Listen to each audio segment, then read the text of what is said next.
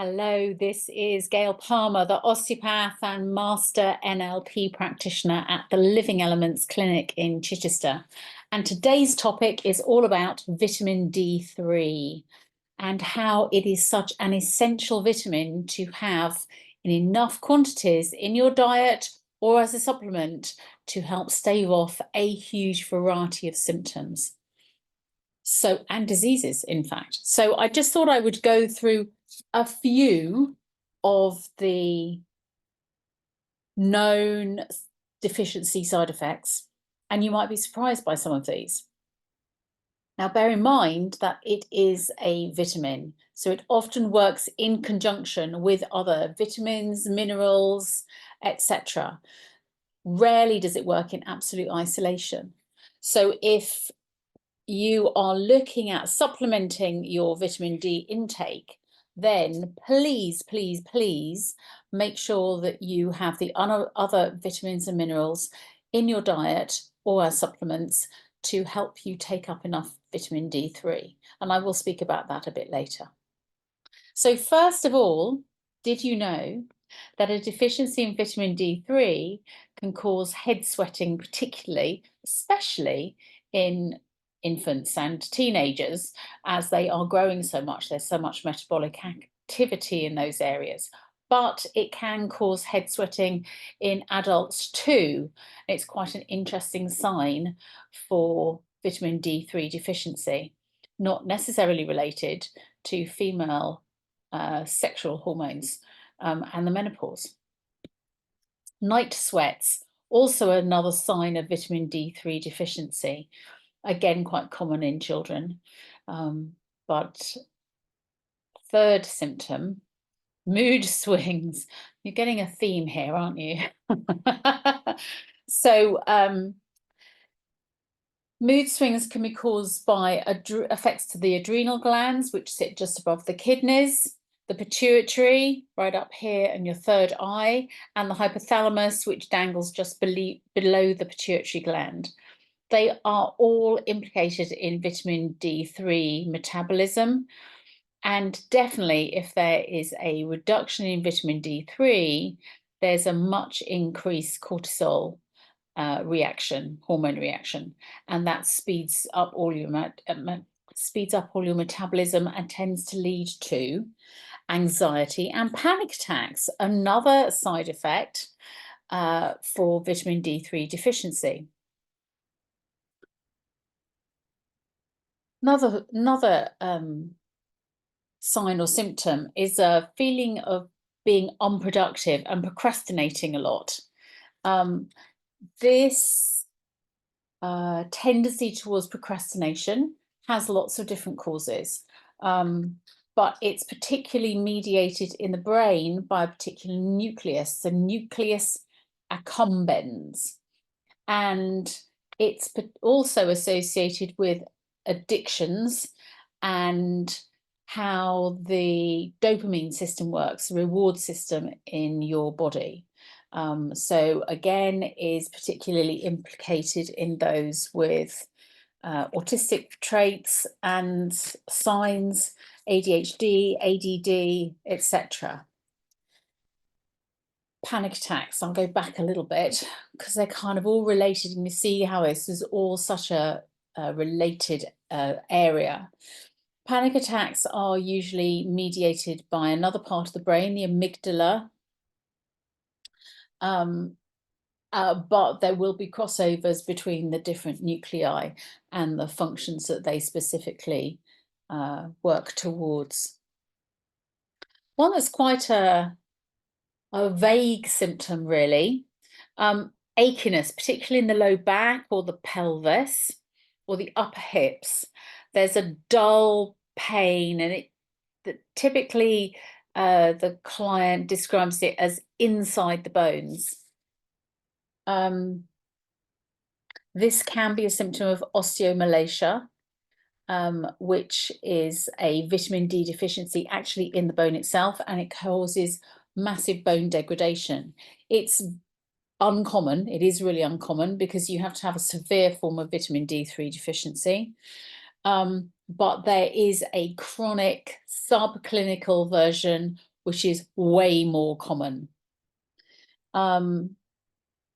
If you are having to treat this particular form, you need amazing amounts of vitamin D3. So it's something to see someone who's specialist in this area.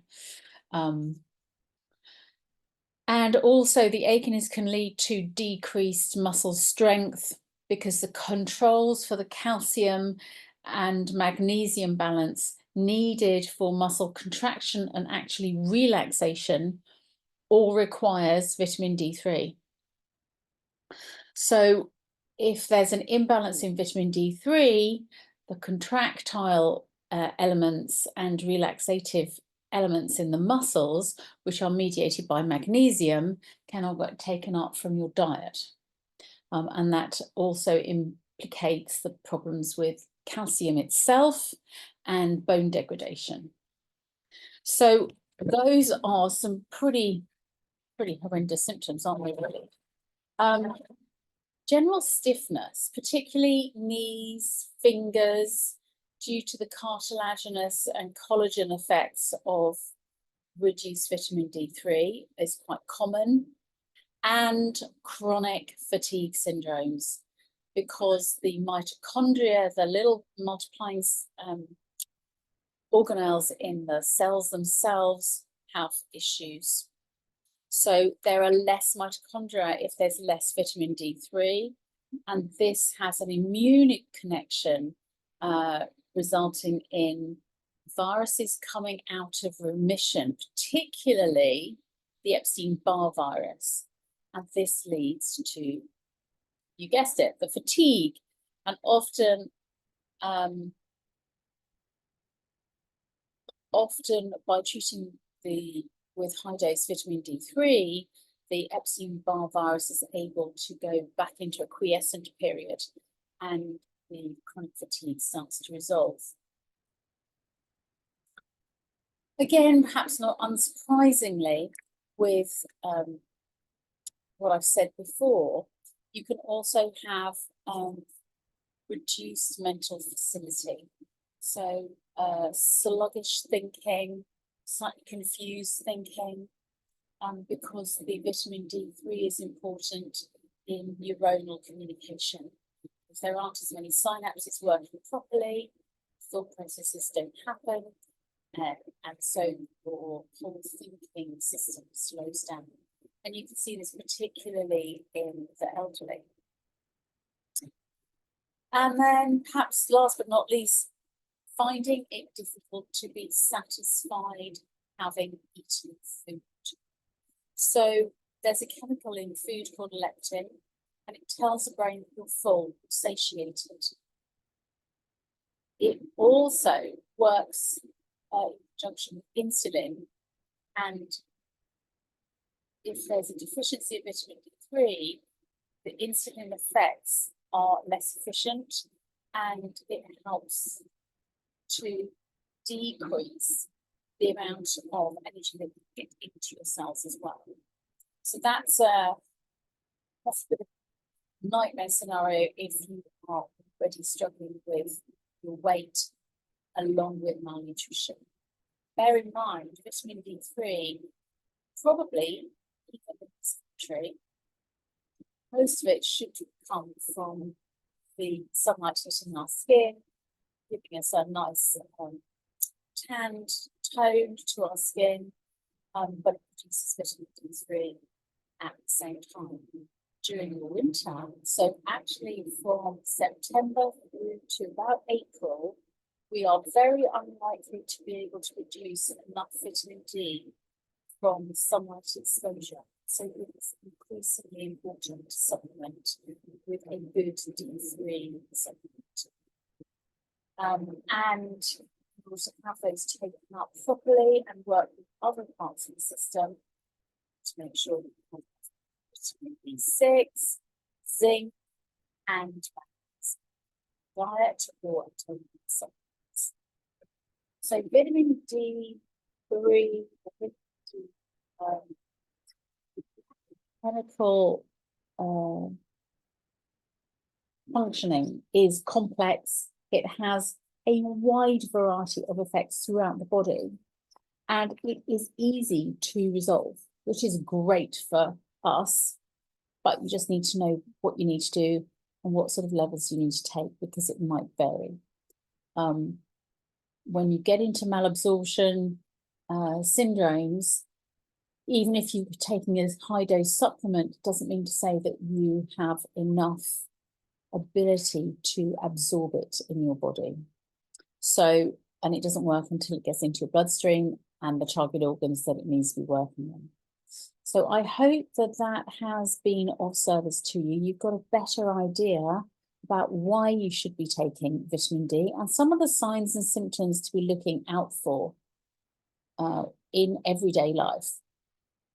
So I know that a lot of the signs and symptoms, head sweating, night sweats, mood swings, concentration, variability, panic attacks, even achiness, they can be quite vague symptoms.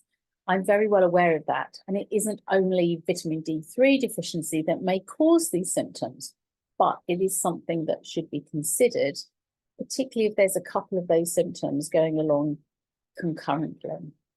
So if you've got questions, please message below or get hold of me at the Living Elements Clinic in Chichester. Your health is my priority, and I look forward to being of service to you. Take care for now, and I'll see you soon. Bye.